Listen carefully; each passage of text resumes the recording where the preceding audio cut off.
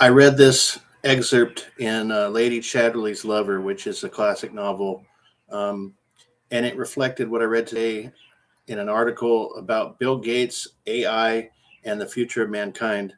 So, according to the article on Yahoo News, I'm not sure if it was them or if I saw it through Yahoo News, but Bill Gates claims that AI is going to get rid of all the blue collar workers and the people that can afford a machine to do all their regular daily tasks for them will do that. And it's quite depressing and pessimistic, but it's weird how things line up sometimes. So the very same day I read that article, I'm in Lady Chatterley's Lover on page 230, which really the most interesting excerpts of this book have to do with industrialism and the creating of machines and things like that. So I'm going to read you a little segment that's pretty weird. Um, let's see. It's the fate of mankind to go that way. The common people, too, the working people, all the lot. Their spunk is gone dead.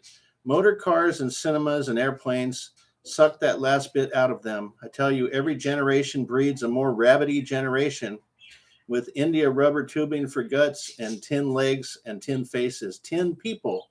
It's all a steady sort of Bolshevism, just killing off the human thing and worshiping the mechanical thing. Money, money, money. All the modern lot get their real kick out of killing the old human feeling out of men, making mincemeat of the old Adam and the old Eve. They're all alike. The world is all alike. Kill off the human reality. A quid for every, I can't say this word because it's sexual. I'm not going to say that. 2 quid for every pair of balls. What is the C word but machine F word? It's all alike. Pay them money to cut off the world's, you know what I'm going to say. Pay money, money, money to them that will take spunk out of mankind and leave them all little twiddling machines. He sat there in the hut, his face pulled to mocking irony. Yet even then, he had one ear set backwards, listening to the storm over the wood. It made him feel so alone. But won't it ever come to an end? She said. Aye, it will. It'll achieve its own salvation when the last real man is killed and they're all tame white, black, yellow, all colors of tame ones. Then they'll all be insane because the root of sanity is in the balls, and which is power, I assume. Then they'll all be insane and they'll make their grand auto de fe. You know, auto de fe means act of faith. They'll make their own grand little act of faith. They'll offer one another up. You mean kill one another? I do, Ducky. If we go on at our present rate, then in 100 years' time, there won't be 10,000 people in this island. So they're talking about Britain. There may be 10. Wait, there may not be 10. They'll have lovingly wiped each other out. The thunder was rolling further away. How nice, she said. Quite nice to contemplate the extermination of the human species and the long pause that follows before some other species crops up. That would be AI. It calms you more than anything else. And if we go on in this way with everybody, intellectuals, artists, government, industrialists, and workers all frantically killing off the last human feeling, the last bit of their intuition, the last healthy instinct. If it goes on in algebraical progression as it is going on, then ta-ta to the human species. Goodbye, darling. The serpent swallows itself and leaves a void considerably messed up but not hopeless. Very nice. When savage wild dogs bark in Rugby and savage wild pit ponies stamp on Tevershall pit bank.